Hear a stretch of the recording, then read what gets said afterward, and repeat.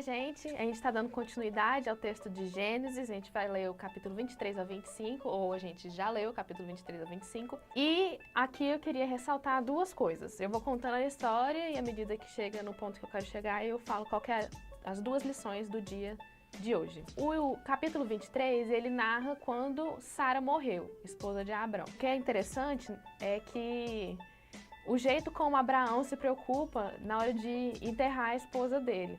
Isso mostra que ele sabe que ali não acabou. E mostra que desde os tempos mais antigos a gente tem uma esperança pela vida eterna. E hoje a gente consegue entender isso de uma maneira mais clara e a gente sabe como que a gente pode conseguir essa vida eterna. A segunda parte do texto de hoje é uma história romântica. Semana passada a gente estava lendo Cantares, que foi um livro romântico. E hoje a gente está contando uma história romântica de novo. É a história de Isaac e Rebeca. Depois que Sara morreu, Abraão virou para um servo dele e falou que ele prometesse que Isaac, o filho dele, não se casaria com uma menina da própria terra dele, de Canaã. Porque lá era pecado para todo canto, não era uma cultura em que, assim, Deus se agrada.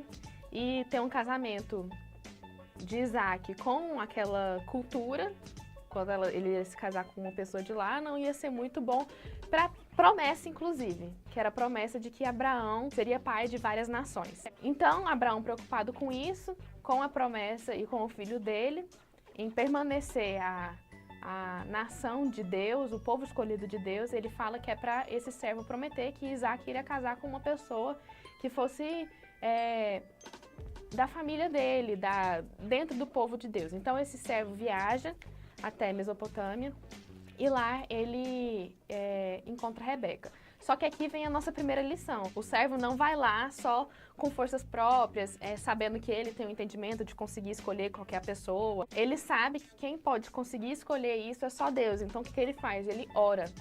Antes dele ir para Mesopotâmia, ele ora e pede a Deus um sinal que revele que aquela seria a mulher para Isaac. E quando ele chega lá, ele ora novamente. E antes que ele termina de orar, ele encontra Rebeca.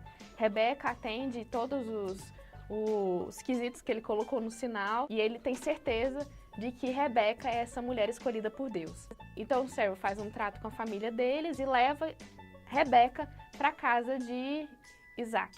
Lá acontece uma cena super romântica, em que tá Rebeca e o servo andando no camelo e de longe Isaac, que tinha saído para orar, estava lá e um olhar cruza com o outro.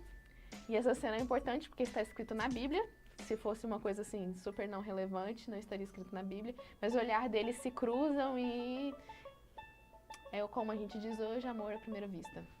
Enfim, eles se casam. Mas o que acontece? Isaac era quem carregava essa promessa, a promessa de que Abraão seria pai de muitas nações. Como a gente sabe, Abraão teve, no mínimo, Isaac e Ismael, e teve outros filhos também. E aqui no texto que a gente leu hoje, mostra a genealogia de vários desses outros filhos e como eles tiveram filhos facilmente. E aqui a gente vê uma super curiosidade ou coincidência de Deus. Rebeca era estéril. Isso lembra você de uma outra pessoa?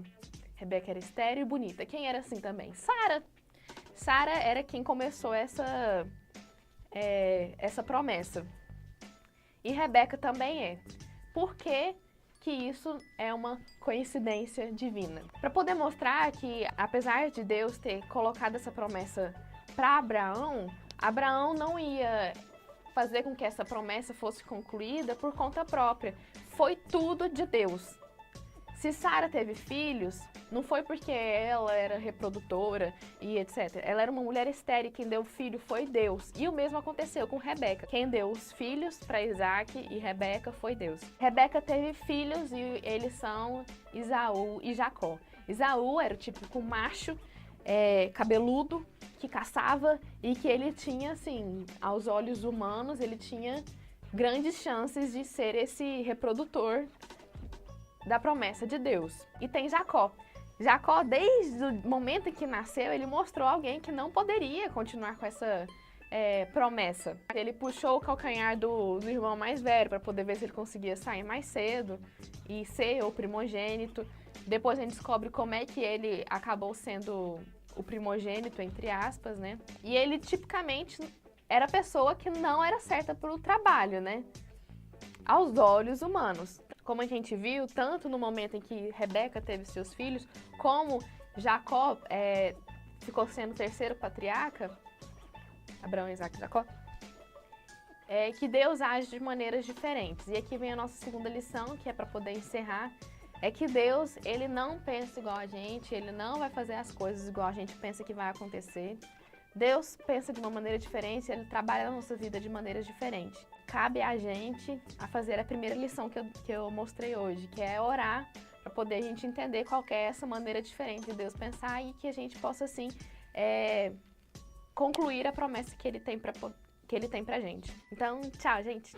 E aí, já leu a Bíblia hoje?